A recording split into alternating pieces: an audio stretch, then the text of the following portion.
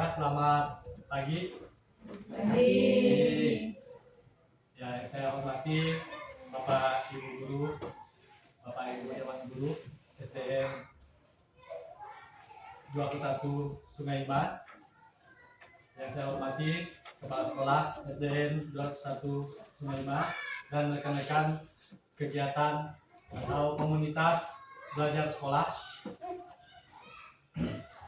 Kali ini saya akan menyampaikan rancangan program yang akan kita laksanakan pada semester berikutnya, yaitu tentang rancangan program budaya hidup bersih dan sehat.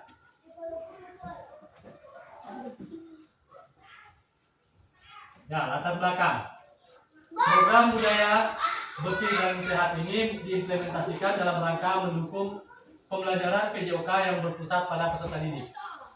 Program ini bertujuan untuk meningkatkan kesadaran, keterlibatan peserta didik dalam menjaga kebersihan dan kesehatan diri mereka sendiri, serta lingkungan sekolah.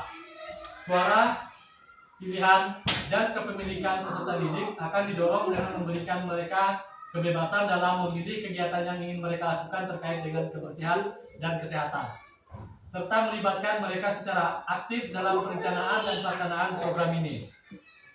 SD Negeri 21 Sungai Ima memiliki karakteristik beragam peserta didik dengan tingkat kesadaran yang berbeda mengenai pentingnya hidup bersih dan sehat. Ya, berdasarkan hasil survei yang dilakukan kepada 68 peserta didik kita, diketahui bahwa 60% dari mereka merasa kurang mendapatkan edukasi yang memadai tentang kebersihan dan kesehatan, baik dalam konteks pribadi maupun lingkungan sekolah. Di sisi lain, hampir 80% peserta didik menunjukkan minat untuk mengikuti kegiatan yang terkait dengan pendekatan kebersihan dan kesehatan. Kesenjangan dan kebutuhan.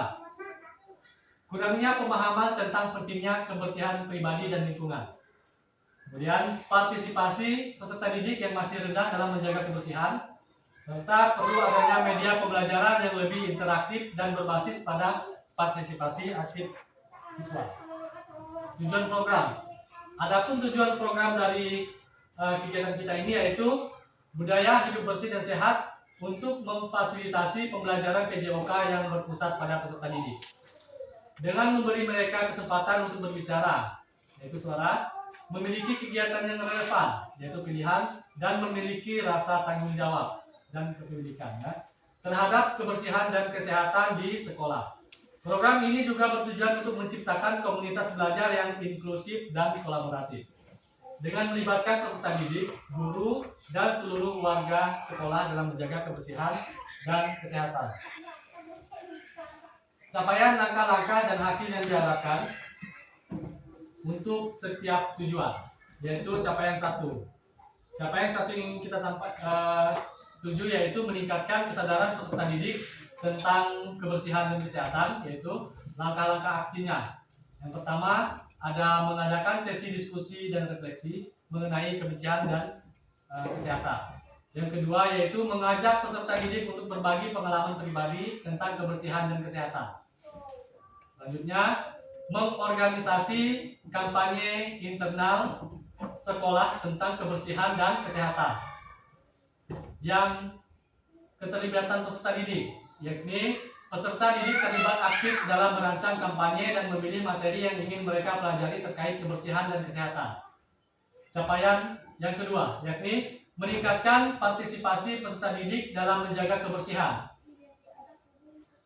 Langkah-langkah aksinya yaitu memberi atau membentuk tim kebersihan yang terdiri dari peserta didik, kemudian memilih untuk terlibat. Menyusun jadwal kebersihan yang melibatkan semua peserta didik di kelas, membuat papan pengumuman untuk meningkatkan atau mengingatkan dan memotivasi peserta didik menjaga kebersihan. Keterlibatan peserta didik yaitu peserta didik terlibat dalam memilih dan merancang jadwal kebersihan serta bertanggung jawab atas kebersihan ruangan mereka. Capaian yang ketiga. Capaian yang ketiga yaitu menciptakan lingkungan belajar yang bersih dan sehat. Langkah-langkah aksinya tersebut yaitu melibatkan peserta didik dalam kegiatan pemeliharaan taman sekolah dan ruang kelas, mengadakan kegiatan olahraga atau senam pagi secara rutin untuk menjaga kebugaran, menyediakan fasilitas cuci tangan dan tempat sampah yang memadai di seluruh area sekolah.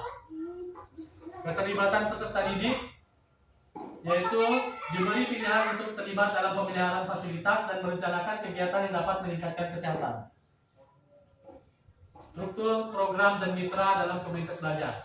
Ya, dalam program ini yang akan dilaksanakan di kelas 1 hingga kelas 6 dalam waktu 3 bulan dengan kegiatan rutin setiap minggu yang mencakup kegiatan diskusi, kebersihan, dan olahraga. Pengaturan program atau kegiatan yaitu ruang kelas, lapangan olahraga, dan area luar sekolah. Waktu program ini dilaksanakan selama 3 bulan dengan kegiatan utama setiap hari Jumat setelah jam pelajaran PJOK serta kegiatan kebersihan rutin pada waktu yang dijadwalkan oleh peserta didik.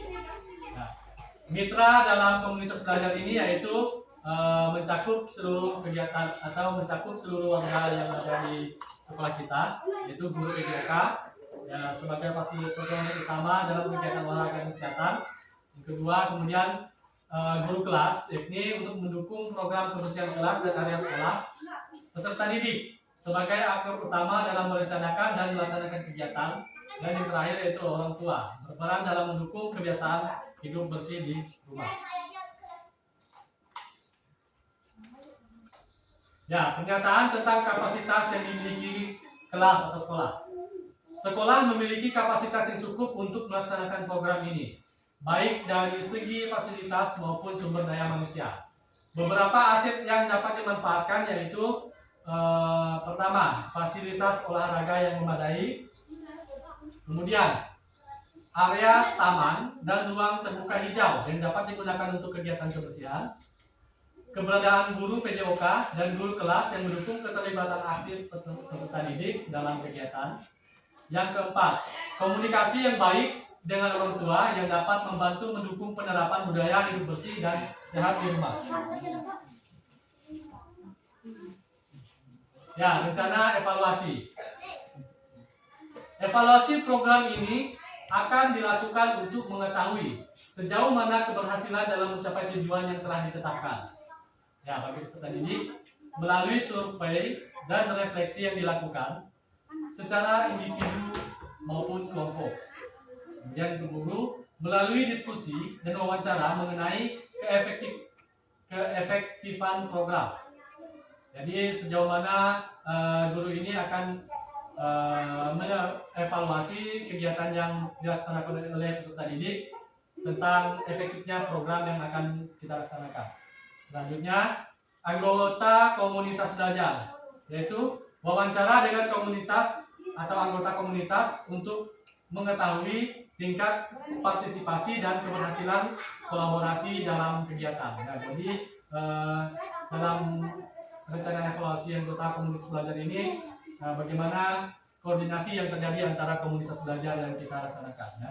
Apakah sangat baik atau kurang atau sebagainya. Kemudian untuk alat pengumpulan data yaitu ada wawancara, survei, dan dokumentasi kegiatan yang terlibat. Ya, kemungkinan tantangan. Kemungkinan tantangan yang pertama yaitu kurangnya motivasi dari peserta didik untuk terlibat dalam kegiatan kebersihan. Solusinya yaitu membuat program penghargaan atau kompetisi antar sekolah untuk meningkatkan partisipasi. Jadi dengan adanya kemungkinan tantangan ini, solusi yang bisa kita buat yaitu dengan membuat program penghargaan atau kompetisi antar kelas untuk meningkatkan partisipasinya. Ya. Jadi dengan adanya penghargaan ini diharapkan motivasi siswa itu bisa teratasi, ya. Atau motivasi rendah oleh siswa itu meningkat dengan adanya program penghargaan ini. Kemudian kemungkinan tantangan yang kedua yaitu kurangnya fasilitas yang memadai untuk mendukung kegiatan kebersihan. Nah, dengan kemungkinan tantangan ini, maka solusinya yaitu melakukan penggalangan dana dan kerjasama dengan pihak luar untuk menyediakan fasilitas yang diperlukan. Ya, jadi dengan kurangnya fasilitas ini, kita mungkin bisa nanti untuk menggalang dana dan kerjasama dengan pihak luar, seperti di daerah kita ini, yaitu ada perusahaan yang bisa kita ajak untuk kerjasama dalam menggalang dana kegiatan kita. Terus yang selanjutnya kemungkinan tantangan yang ketiga yaitu waktu yang terbatas. Ya, waktu yang terbatas untuk melaksanakan kegiatan secara rutin. Yaitu solusinya menyusun jadwal yang fleksibel dan mengintegrasikan kegiatan kebersihan dengan mata pelajaran lain. Ya, jadi menyusun jadwal yang fleksibel ini misalnya kalau kendala cuaca, nah maka dari jadwal yang sudah ditentukan itu kita bisa geser ke hari selanjutnya atau hari yang bisa menyesuaikan dengan kegiatan yang akan kita laksanakan. Ya, terima kasih. Cukup demikian yang bisa saya paparkan terhadap rencana program yang akan kita laksanakan ke depannya nanti. Untuk atensinya dan perhatiannya sekali lagi saya ucapkan terima kasih. Selamat siang, selamat pagi menjelang siang.